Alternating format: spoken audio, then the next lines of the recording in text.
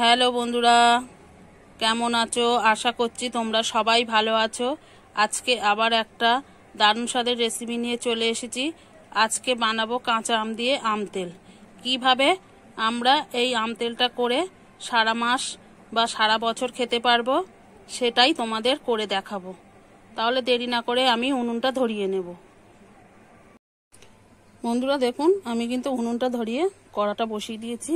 এবারে শুকনো মশলাগুলো দিয়ে দেবো জিরে 1 চামচ, 4 চামচের 1 চামচ জিরে দিয়ে দিয়েছি, আর 1.5 চামচ মতো 5 ফোড়ন, আর 2-3টে শুকনো লঙ্কা। আমি এগুলো ভালো করে নেড়ে চেড়ে ভেজে নেব।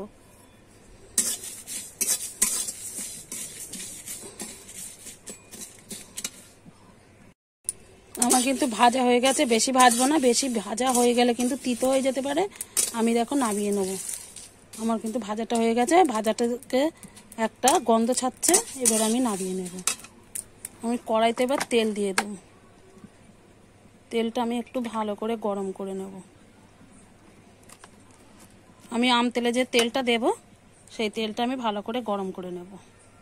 যে ভাজা মশলাটা ভেজে রেখেছি ঠান্ডা হয়ে গেছে, আমি এটা কিন্তু শিলনোড়ায় বেটে নেব। তোমরা চাইলেও মিক্সারে গুঁড়ো করে নিতে পারো। তেলটা আমার গরম হয়ে গেছে, ভালো করে আমি গরম করে নিয়েছি তেলটা। এবার আমি নামিয়ে নেবো একটা পাত্রে। এটা নামিয়ে নিয়েছি, আর একটুখানি তেল রেখেছি, ওতে গোটা লঙ্কা আর ফোড়নটা দিয়ে দেবো। ভালো করে ফোড়নটা আমি ভেজে নেবো। ফোড়নটা আমার ভাজা হয়ে গেছে।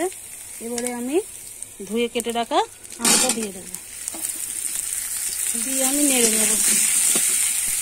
আমি আমটা একটু ভাজা ভাজা মতো হয়ে গেছে, দেখতেই পাচ্ছ। এরকম হয়ে গেলেই কিন্তু নুন হলুদটা দিয়ে দিতে হবে। আমি এবার দিয়ে দেবো নুনটা, পরিমাণ মতো লবণ আর পরিমাণ মতো হলুদ দিয়ে আমি একটু আমার নাড়াচাড়া করে নেব।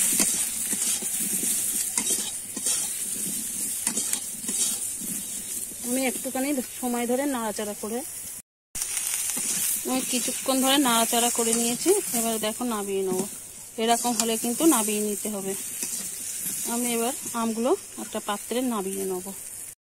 দেখুন বন্ধুরা, আমি আমটা কিন্তু ঠান্ডা করে নিয়েছি, তেলটাও কিন্তু ঠান্ডা হয়ে গেছে, আর ভাজা মশলাটা আমি গুঁড়ো করে নিয়েছি। এবার একটা আমি এরকম কাঁচের জার নিয়ে নিয়েছি, এর মধ্যে আমটা আমি ঢেলে নেব। আমটা আমি এক এক করে বয়মে দিয়ে দেব।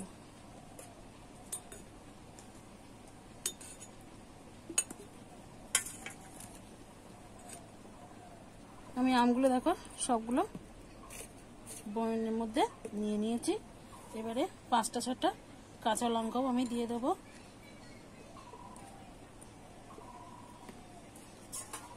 আর ভাজা মশলাটা আমি এবারে দিয়ে দেব।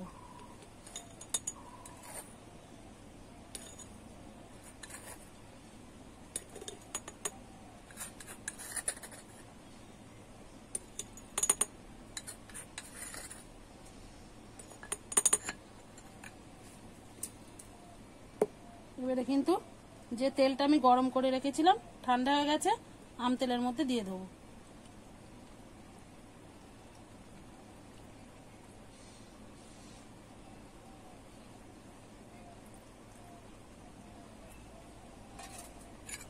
এবার আমি চামচ দিয়ে একটু নেড়ে নেব।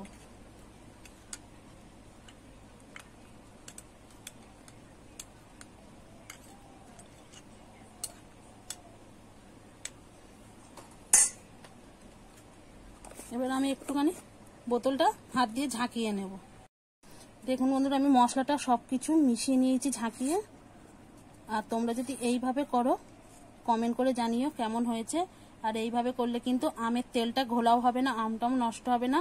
তোমরা কিছু কিছু সময় একটু রোদ্দুরি দিয়ে আবার তেলটা কমে গেলে আবার একটু তেল দিয়ে এইভাবে কিন্তু সারা বছর খেতে পারবে। তাহলে কেমন হলো আমাকে জানাবে খেয়ে।